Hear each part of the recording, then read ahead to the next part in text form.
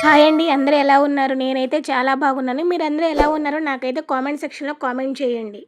పిల్లలకి school start అయింది కాబట్టి పిల్లలతో పాటు మదర్స్‌కి కూడా వర్క్ అనేది స్టార్ట్ అయింది. అందుకే 10 మినిట్స్‌లో అయిపోయే లంచ్ బాక్స్ రెసిపీనైతే ఎలా చేయాలో చేసి చూపిచ్చాను. ఇంకా మన ఇంట్లో నెగెటివ్ ఎనర్జీ లేకుండా పాజిటివ్‌గా ఎలా ఉండాలి, ఇంకా పిల్లల కోసం మంచి మంచి వంటలు కూడా తయారు చేశాను. వీడియో అయితే మిస్ అవ్వకుండా లాస్ట్ వరకు చూడండి. ఇంక వీడియోలోకైతే వెళ్ళిపోదాం వచ్చేయండి. ఇంక నేనైతే పిల్లల్ని పొద్దున్నే లేపి బ్రష్ చేపిచ్చి స్నానానికైతే పంపించేసాను. వాళ్ళు స్నానం చేసి వచ్చేలోపు పిల్లలకి పాలైతే కలిపిస్తాను. వాళ్ళు మార్నింగ్ బ్రేక్‌ఫాస్ట్ చేయరు కాబట్టి పాలైతే తాగుతారు. ఇంకా దాంతో పాటు ఈ పిల్లల కోసమైతే లంచ్ బాక్స్‌లోకి 10 మినిట్స్‌లో ఈజీగా ప్రిపేర్ చేసే లంచ్ బాక్స్ అండి ఇది. దీన్ని ప్రిపేర్ చేయడం కూడా చాలా ఈజీ. దీనికోసం బాండీ పెట్టుకొని దానిలో ఆయిల్ అయితే వేసుకొని ఆయిల్ హీట్ అయిన తర్వాత ఆవాలు, జీలకర్ర వేసుకొని బాగా ఫ్రై చేయండి. ఇవి అయితే ఫ్రై అయ్యేలోపు దీనికోసం నిలువుగా కోసిన పచ్చిమిరపకాయలు, అడ్డంగా కోసిన కరివేపాకు, కొత్తిమీర అయితే కట్ చేసి రెడీగా పెట్టేసుకున్నాను. ఇప్పుడు ఇందులో కరివేపాకు, పచ్చిమిర్చి, కొత్తిమీర వేసుకొని ఇవంతా బాగా ఫ్రై చేసుకుందాము. ఇవి అయితే ఫ్రై అవుతూ ఉంటే కానీ ఈరోజు మీరు మీ ఇంట్లో ఏం టిఫిన్ చేశారు? మీ పిల్లలకి ఎలా రెడీ చేసి పంపిస్తారు అనేది నాకైతే కామెంట్ చేయండి.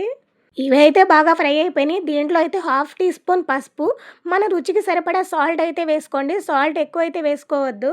ఇప్పుడు మీకొక మామ్స్ మ్యాజిక్ పౌడర్ అయితే చూపిస్తాను. చూసారు కదా పులియోగర. ఇది గనక ఒక్క ప్యాకెట్ ఉంది అంటే చాలు.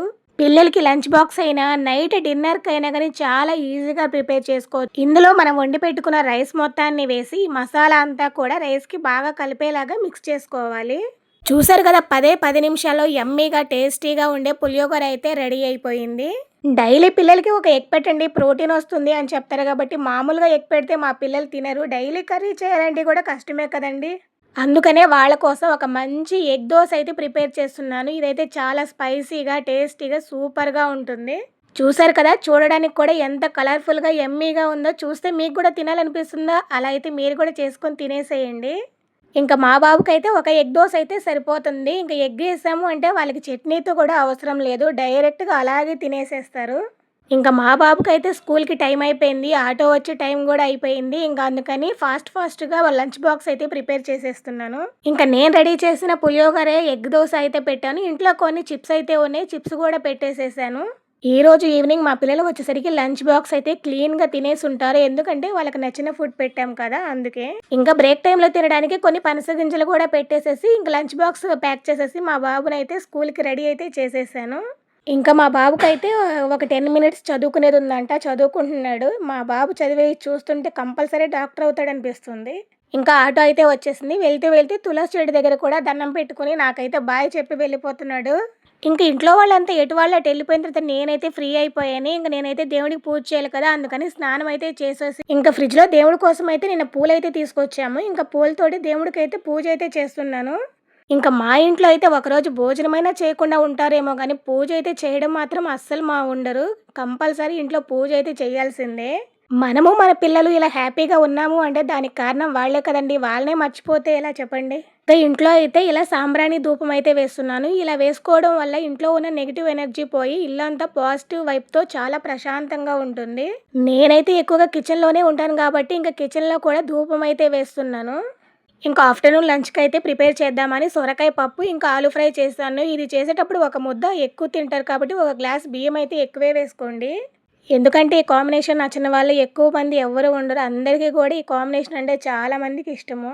ఇంకా ముందుగా పప్పుకైతే పెడుతున్నాను. ఒక గ్లాస్ వరకు కందిపప్పు అయితే తీసుకొని నీట్‌గా వాష్ చేసి అందులో ఉల్లిపాయలు, పచ్చిమిర్చి, కరివేపాకు, కొత్తిమీర, సొరకాయ కూడా కట్ చేసి వేస్తున్నాను. సొరకాయ పప్పు టేస్ట్ అయితే చాలా బాగుంటుంది. కానీ కొంతమందికి సొరకాయ అంటేనే ఎలర్జీ. మరి అదేంటో నాకైతే అర్థం కాదు. మీలో ఎవరైనా సొరకాయ తిన్నవాళ్ళు ఉన్నారు అంటే నాకైతే కామెంట్ చేయండి. ఇంకా కొంచెం పసుపు, కారం, ఆయిల్ వేసి కుక్కర్ అయితే పెట్టేసేసాను. ఇంకా పూలు ఇవి కూడా రెడీ చేసుకున్నాను కదా! ఇంక వీటిని కూడా తీసుకొని తులసమ్మ దగ్గర అయితే పూజ చేసుకోవడానికైతే వెళ్ళాను. మనకింట్లో పూజ చేసుకునే తీరిక లేదు అన్నప్పుడు కనీసం తులసి చెట్టు దగ్గరైనా దీపం అయితే వెలిగించుకొని, హారతి అయితే ఇచ్చి, ప్రసాదం అయితే పెట్టుకొని ఆమెకి దండం పెట్టుకోవాలి. ఇంతకీ మా తులసి కోట ఎలా ఉంది? మీకు నచ్చిందా? నచ్చిందంటే కామెంట్ చేయండి. ఇంకా హాల్‌లో కూడా అయితే వెంకటేశ్వర స్వామి పటం అయితే ఉంది. ఆ పటానికి కూడా పూలైతే పెట్టుకున్నాను. చూసారు కదా! శంకులో అయితే కొంచెం వాటరు, జవాది పౌడరు వేసి ఇంకా పూలతో అయితే అలంకరించుకున్నాను. ఎవరైనా మన ఇంటికి వస్తే కూడా మంచి స్మెల్ అనేది వస్తుంది.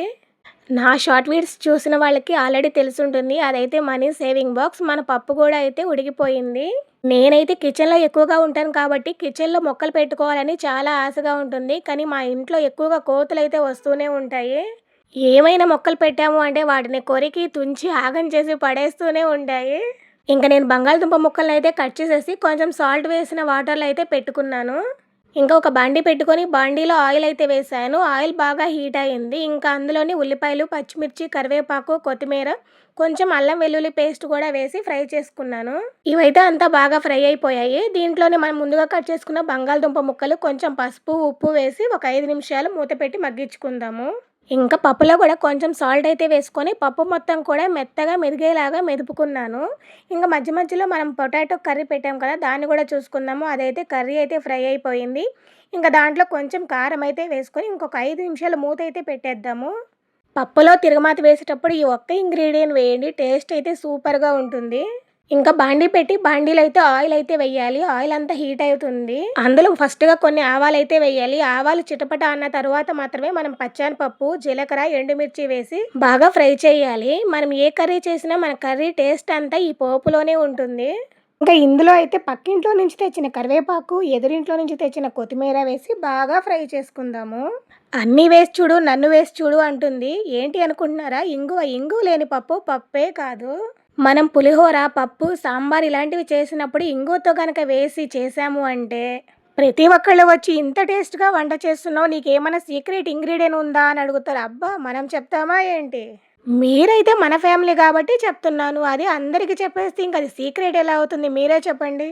ఇంకా ఈరోజు లంచ్‌లోకైతే మా శ్రీవారికి ఎంతో ఇష్టమైన సొరకాయ పప్పు, ఇంకా దానికి కాంబినేషన్‌గా ఆలూ ఫ్రై అయితే చేశాను. ఇంత ప్రేమగా వంట చేసినప్పుడు వాళ్ళు కూడా ఇంత ప్రేమగా తిని, మీకోసం ఒక మంచి చీర ఇస్తామని చెప్తే ఎంత బాగుంటుందో కదా! ఇంక ఈ వీడియో నచ్చితే లైక్, షేర్, సబ్స్క్రైబ్ చేసుకోండి. బాయ్.